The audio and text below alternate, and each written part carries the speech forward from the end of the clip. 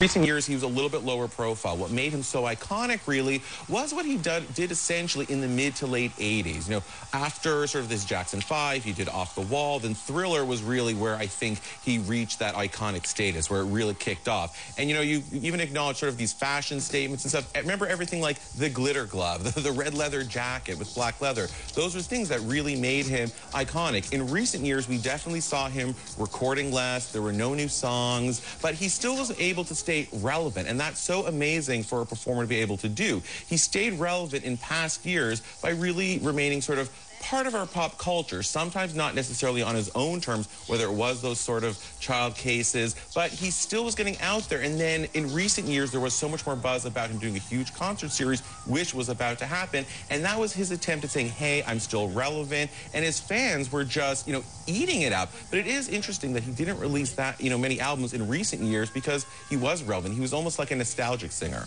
He certainly has such great appeal. And even now, as we're playing clips, everyone is saying, oh, I loved that. I love that. It certainly is. He certainly has staying power as an artist, doesn't he? Oh, absolutely, staying power. And keep in mind that the people today who love Michael Jackson, they may not have even been born when Thriller was around, or they were small. So it is incredible, and it's a huge testament to his staying power and his relevance as a singer, musician. David, thank you very much for explaining it to us tonight. David Kaplan, Entertainment Tonight. And joining us now is Dax Holt, a news producer from the website TMZ.com.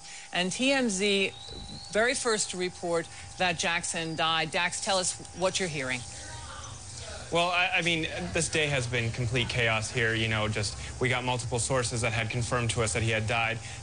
What we had heard was that the ambulance went up to his Beverly Hills home, got there. He did not have a pulse. They tried to resuscitate him. They took him by ambulance down to the UCLA Medical Center, giving him CPR, and was not able to get that pulse back.